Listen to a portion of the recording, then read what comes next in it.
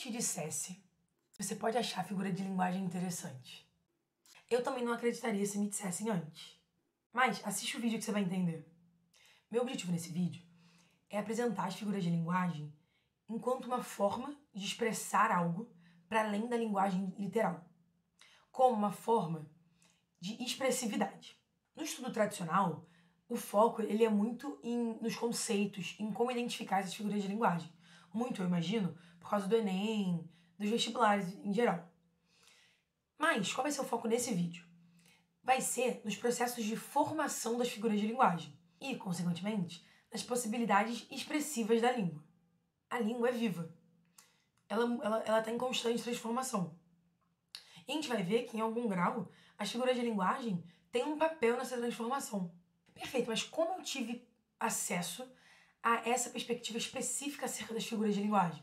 Eu passei anos na escola aprendendo figuras de linguagem da forma como eu mencionei. Metáfora era não sei o quê, a interação era não sei o que lá, antítese era não sei o quê. E eu achava, tipo, tá, é isso, beleza. E ela na prova marcava um xizinho e seguia aquilo. E aí um professor de português, no 3º ano do ensino médio, apresentou um livro pra gente que mostra essa perspectiva que eu vou passar aqui pra vocês hoje. E eu passei a amar figuras de linguagem. Vamos lá, então? As figuras de linguagem nesse livro, eu vou deixar uma foto aqui, elas estão divididas em 4.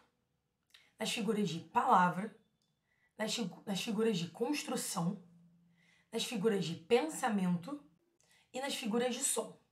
Nesse vídeo, eu vou falar um pouquinho sobre as figuras de palavra.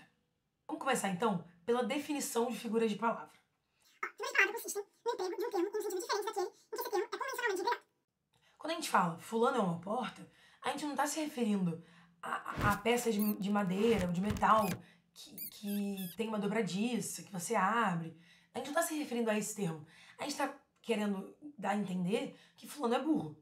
Para além disso, a gente pode falar em um sentido ampliado, que causa uma generalização. Seria o caso, que muitos de nós já ouvimos falar, de falar Danone ao invés de iogurte. Mesmo que você vá comprar um iogurte que não seja da marca Danone, esse termo ficou tão comum na nossa língua que ele é usado como sinônimo de iogurte. Então, qual que é a consequência disso? As figuras de palavras, elas servem para tornar um termo mais expressivo, para suprir a falta de um termo, ou para tornar a língua mais econômica. A gente vai entender um pouquinho melhor. Vamos passar então para a primeira figura de palavra. Já na edição aqui. Eu só vim falar que, na verdade, a comparação simples, ela não é uma figura de palavra. Ela só foi usada como instrumento para que nós consigamos entender melhor a comparação metafórica, a símile. E vocês vão ver que, de fato, ajudou bastante. Continue aí. A primeira figura de palavra é a comparação simples. Vou falar, então, a definição da comparação simples. É uma comparação entre dois elementos do mesmo universo. Aqui, eu achei muito interessante que o livro ele evidencia a função da comparação para nós seres humanos. Aqui a gente já percebe como a perspectiva que eu estou trazendo para vocês, ela vai muito além Daquela perspectiva tradicional que a gente aprende na escola, bem conceitual.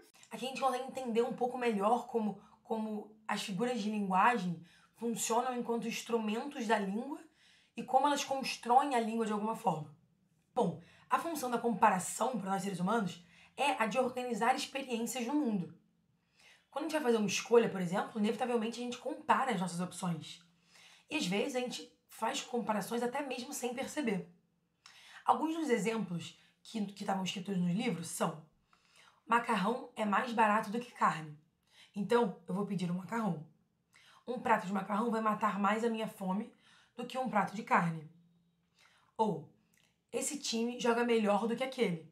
E aqui o que a gente percebe é que há um critério de comparação, na comparação simples. Há um critério claro de comparação. Eu vou falar mais alguns para que isso fique ainda mais claro. Um Fusca é menos espaçoso do que um Opala. Cristina é tão estudiosa quanto Paula.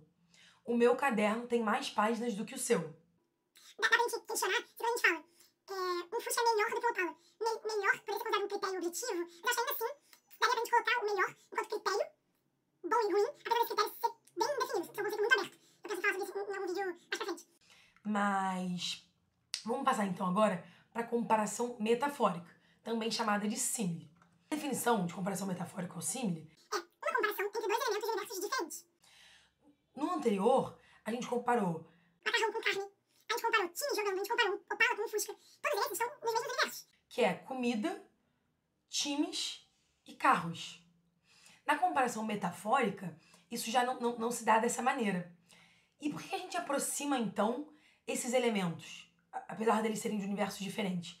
Porque a gente vê alguma característica em comum entre eles. Então seria como falar assim: essa criança é forte feito um touro.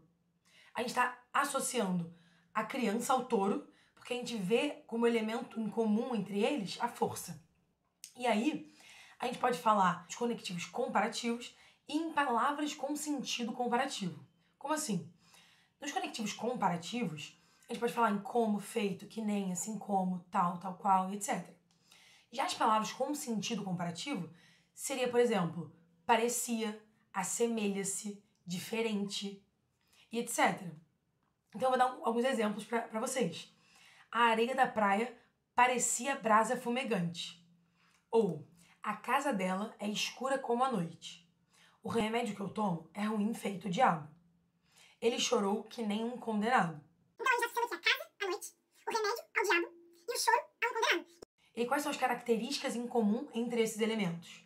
Seria a escuridão, a ruindade, por fim, a sensação, a experiência emocional de um condenado.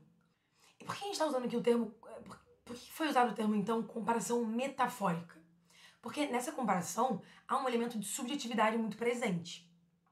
Então, explicando, no livro está escrito assim: meu amor me ensinou a ser simples como um largo de igreja, que é uma frase do Oswaldo de Andrade. Perfeito. Então o Oswaldo de Andrade associou o amor ao largo de igreja devido à sua simplicidade. Mas por que ele associou especificamente largo de igreja com o amor? Por que não associou a outro termo?